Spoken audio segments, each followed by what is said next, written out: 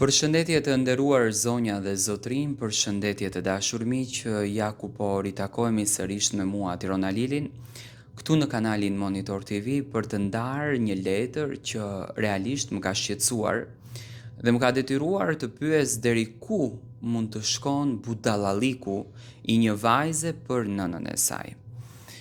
Këtë letër ma ka shkruar një nën, e cila ndan një shqetësim të madh. Vajza e saj, e Bia,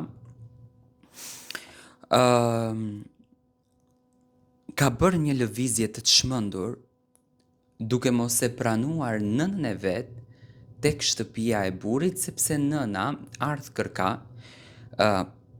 nga një familje shumë e thjeshtë. Imagjinoni, e tmerrshme. Bi, ndoshta nuk do ta dëgjosh kur këtë letër. Ndoshta dikush do ta dëgjoj në vendin tënd. Por unë do ta shkruaj gjithsesi, sepse një nën nuk pushon kur së foluri me fëmijën e saj, edhe kur ai nuk përgjigjet. Më kujtohet dita kur erdhe në jetë.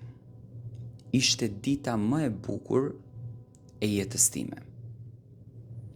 Nuk kisha pasuri, nuk kisha shtëpi të madhe, nuk kisha bizhuteri, por nuk kisha as rroba të shtrinta. Kisha vetëm 2 duar të lodhura nga puna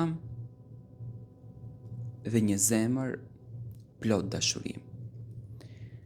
Dhe ato mjaftonin për të rritur. Kam kaluar net pa gjumë duke të mbajtur në krah. Kur ti kishe temperaturë, po kthehem në vitet e para. Kam punuar pa u ankuar që të mos të mungonte buka. Kam veshur të njëjtat rroba për vite me radhë. Vetëm që ti të kishe një fustan të ri për festat e shkollës. Kur qeshje, haroja lodhjen. Kur qaje, më dhimbte zemra. Ti ishe arsyeja pse unë vazhdoja përpara. Nuk të rita që një ditë të më ktheje gjithçka në asnjë mënyrë. Të rita sepse isha nëna jote. Dashuria e nënës nuk është borxh, është dhuratë. Pastaj erdhi dita kur ti u rite. Babai yt mendoi se po bënte më të mirën për ty. Dhe të martoi në një familje të pasur. Unë nuk e kundërshtova. Mendova se do të kishe një jetë më të mirë, më të lehtë se jeta ime. Atë ditë të përcolla me lotët në sy.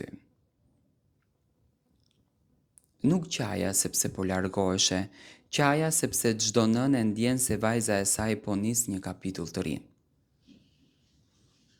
Të urova lumturi, të urova shëndet e të urova dashuri. Por nuk e dija se bashkë me atë derë që u mbyll pas teje, do të mbyllej edhe dera e zemrës tënde. Në fillim, prisja telefonatat e tua.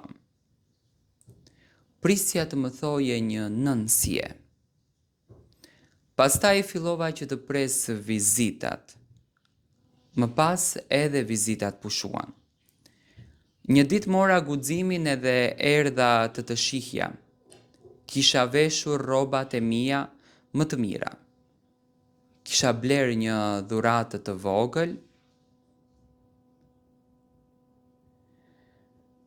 me shumë kursime të mijat. Nuk ishte e shtrenjtë, por ishte e bler me dashurinë e një nëne. Kur mbërita tek dera, pash një shtëpi të madhe dhe mendova, Zoti ta shtoft. Por kur dole përpara meje, nuk pash vajzën që kisha rritur. Pash një grua që më shikonte sikur unë të isha e huaj.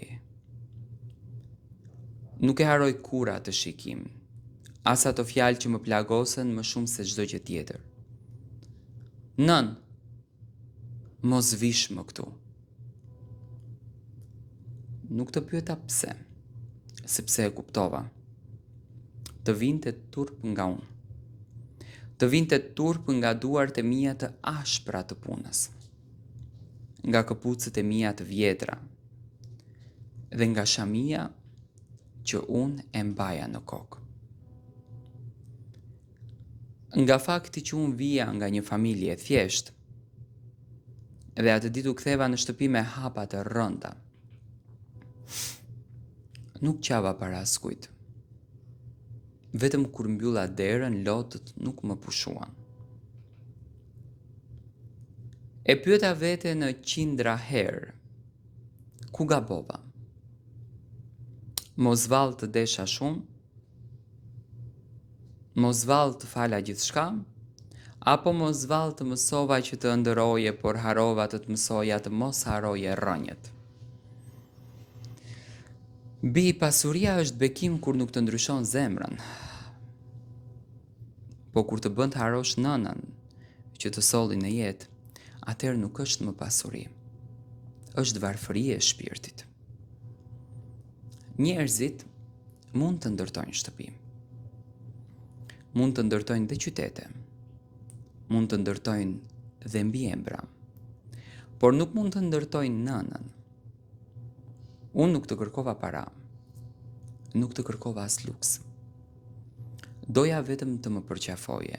Doja të më thoje nën, hyrë brenda. Kanet kur ulem pranë dritares edhe pres kot. Sa herë dëgjoj një makinë që ndalon, zemra më re fort. The me veten, ndoshta erdhi vajza ime. Por makina largohet. Dhe unë vetem përsëri vetëm. Njerëzit më pyesin për ty. Unë buzëqesh, them se je mirë. Nuk u tregoj se sa shumë më mungon. Sepse një nën nuk dëshiron që vajza e saj të gjykohet. Edhe kur zemra i është coptuar, ndoshta një ditë edhe ti do të bëhesh nën, atëherë do ta kuptosh se çfarë do të thotë të jetosh për dikë tjetër. Do ta kuptosh se nuk ka dhimbje më të madhe se sa të kesh një fëmijë gjallë, por larg zemrës tënde. Nuk jam e zemëruar me ty, jam e lënduar, dhe ka dallim, zemërimi kalon, plaga mbetet. Megjithatë unë vazhdoj të lutem për ty. Çdo ditë të lutem që të jesh e shëndetshme. Që familja jote të jetë mirë, që Zoti të mbrojë, edhe pse ti mua më ke harruar dhe nuk më telefonon.